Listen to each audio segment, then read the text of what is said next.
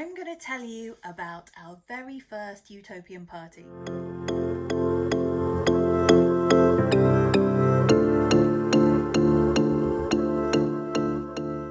Hi, I am Elysium and welcome to my channel.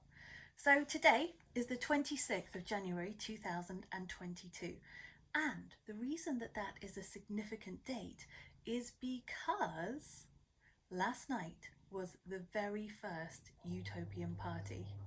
Now, you might have heard me talk about this amazing website that we have set up called Scribble.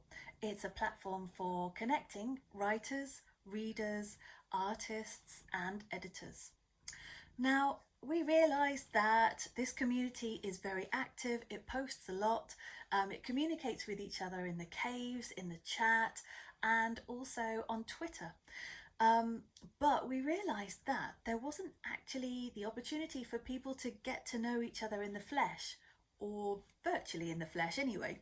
So we had a bit of a kind of party going on New Year's Eve where people were chatting and there was a lot of camaraderie, and people were asking, please, can we have a party? And so we took the very first opportunity that we could find to set something up, and it just so happens that first opportunity was Burns Night. Now, just in case you don't know, Robert Burns was a Scottish poet, the Bard of Scotland, and his birthday is celebrated every year in Scotland, where people come together to party and to remember his life through his work. And that's exactly what we did. Now, I have taken the best bits from this amazing party and squashed it all down into 2 short episodes so that you can get a taste of what it was like. Now, we had people coming to this party from all over the world, literally. So, this is what you'll see first of all. This is after we'd all said hi to each other and introduced ourselves. I gave a short introduction on the life of Robert Burns so that people who didn't know about him would know something. I mean, I can tell you something if you would like a short introduction to Robbie Burns, the Scottish Bard. I think that would be cool. Yeah. Okay. Thanks. Okay. Well, Could I say I've only seen half of your face? me. Mm-hmm. Is that I can see the whole thing. Can you? I only Yeah. have this her face. Is it? Which side is it? Is it the good side or not? Well, they're both good sides. So Okay. I think maybe go the other way. there we go. Is Now it? I see you. Now I see Yeah. you. Okay. So I'm just going to keep still. Okay. So 250 years ago is when Robert Burns was alive, and he was born in a small village in southern Ayrshire. And he was born into a really poor family. It was a farming family, and his parents worked really, really hard. So his dad built the house that him and his 6 siblings grew up in. It was a beautiful, long Scottish house, a traditional Scottish house.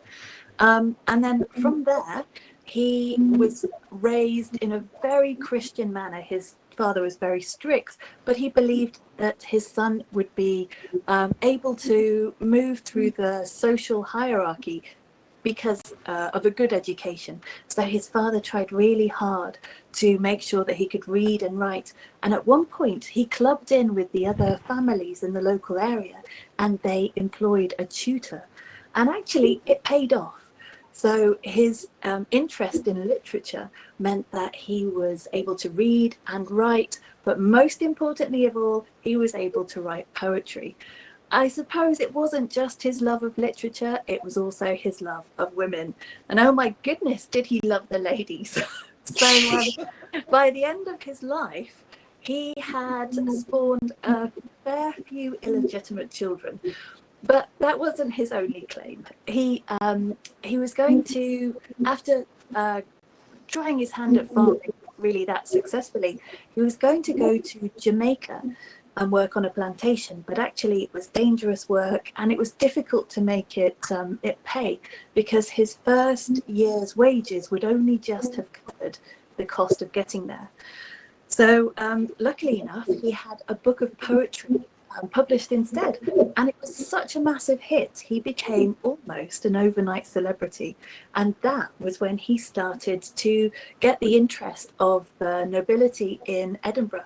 So he became, I suppose, a celeb, and he used to travel around, and everybody wanted to meet the ploughman poet. That's what he was known as, because he really played on the fact that he'd come from a farming background, and that was his thing. So, oh, we can see you. Hi, Louise. Hi. Did it through my mobile now. That's better.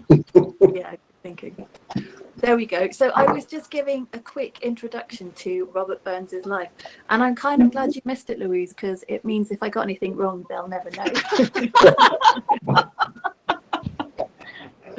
He ran away to the circus at 17, wasn't it? No. I know he's a farmer's son and he's did farming. I didn't know he joined a circus. That's No, I know. I'm lying. So, I think that would probably lead very nicely into the Burns blessing. So, as I said, we had guests from all over the world, and there were about 11 people. And actually, this was amazing because we've got 40 members in our site. It's been going for about 6 weeks, and we've had this organic growth happening.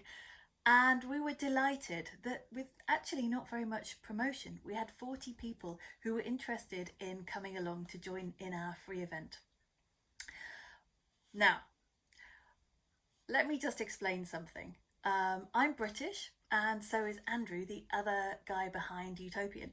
And we, although we are well educated and we would class ourselves as literary souls, we are no experts whatsoever in the beautiful Scottish dialect. And so we invited one of our amazing Scribal members, Louise Watson, to come in and be guest of honour, because with her amazing Scottish accent, she would do the work of Robert Burns justice. And that's exactly what she did. Here she is reading the Burns blessing. so in the Burns supper you would sit round and it goes, some him eat and cannot eat, and some would eat that want it. But we him eat and we can eat, so let the Lord be thanked.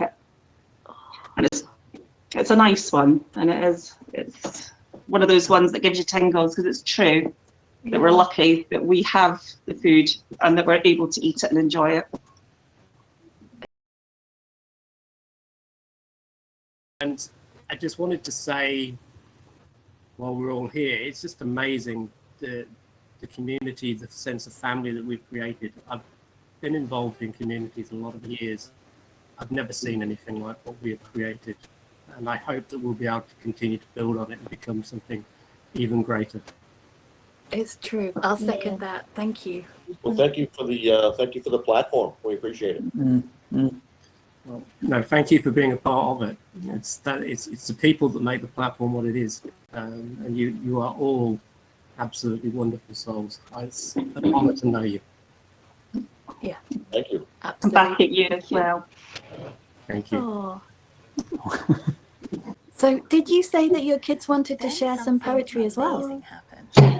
Hey, Dave, if you want to listen, yeah. Her kids Oh, that'd be were awesome. in Robert That'd be Burns' awesome. birthday, and that they wanted to read some of the poetry for us.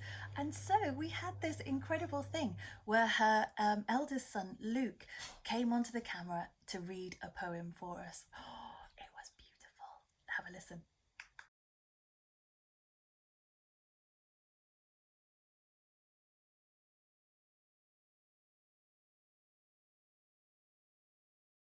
Yes, this is Luke. He's going to recite you. Hi, Luke. Luke. Do you want to come round here because that light's a bit bright? There you go. Doctor by J.K. Annand. Up drives the doctor in his big car. Come in the room and swears who you are. Stick out your tongue, coughs a 99. Let me feel your pulse, hen you're damn fine. Oranges for dinner, at teen time same again, and aspirin for supper, and you'll be wrecked as rain. Very nice. done. Good one. I told you that was really lovely. And then what happened next was Louise read the poem to a mouse. And just listen to the Scottish dialect in this. It's incredible. Are there any Robbie Burns poems you would like to read? Well, To a Mouse is the one that I was going to share. If that's okay. Yes, That would be amazing. that's another one I haven't got to read. Go for it. So he wrote this when he was working in the fields and he was ploughing the fields and he went over a mouse's nest and he saw the wee mouse running and it was winter and it just, in that moment, he just thought, oh, that poor wee mouse, and kind of the poem was almost born in the moment in the field. So, To a Mouse by Robbie Burns.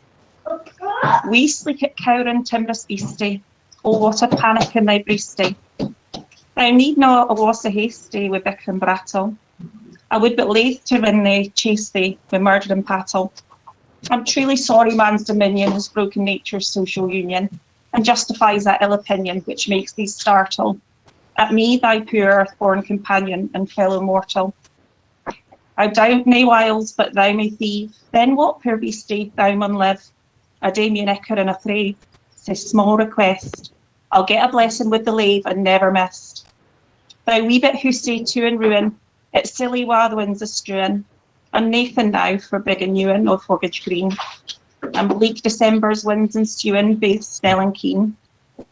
I saw the fields laid bare and waste, and weary winter coming fast, and cosy here beneath the blast. Thou thought to dwell, till crash, the cruel coulter passed out thou thyself. That wee bit heap o' leaves and stubble has cost thee money and weary nibble. Now thou's turned out for thy trouble, but house or hold to the whole winter's sleety dribble and Cranrich cold. But Mousie, thou art no thy lane, improving foresight may be vain. The best laid schemes of mice and men gang after gley, and lay us nocht but grief and pain for promised joy. Still, thou art blessed compared with me. The present only toucheth thee, but och, a backwards cast my ee on prosperous dream, and forward though I canna see, I guess in fear. That's it. Thank you. So beautiful. The next piece you're going to hear is read by Andrew, and it's called A Sonnet Upon Sonnets. Now, there's a story behind why this one was chosen. Andrew, who is himself a very accomplished poet, was helping Louise, who is herself a very accomplished poet, learn how to write sonnets. Sonnets have a very strict structure, and so he was trying to explain what this formula is. Now, it was quite a difficult task, and they recounted the tweets that were sent after the first attempt, when she said something like, "Write a sonnet," he said. "It'll be easy," he said. "It's not." So here we go. This is Andrew reciting Robbie Burns' A Sonnet Upon Sonnets. Okay, so here goes. It's called A Sonnet Upon Sonnets, written by wee Robbie. 14. A sonneteer thy praises sing. What magic mysteries in that number lie? Your hen hath 14 eggs beneath her wings, that 14 chickens to the roost may fly. 14 full pounds the jockey's stone must be. His age 14, the horse's pride is past. 14 long hours to oft the bard must fast. 14 bright bumpers, bliss he ne'er must see. Before 14, a dozen yields the strife. Before 14, in 13, strength in vain. 14 good years a woman gives us life. 14 good men, we lose that life again. What lucubration can be more upon it? 14 good measured verses make a sonnet. Oh, God. Thank you. I know I just murdered the Scottish language. I apologise. So that was the first part of the very first Utopian Party. Now, I hope that you have seen enough to whet your appetite and join me for part 2. Don't forget, there are all the normal ways to get in touch, and you'll find a link to Scribble so that you can come to the next party too.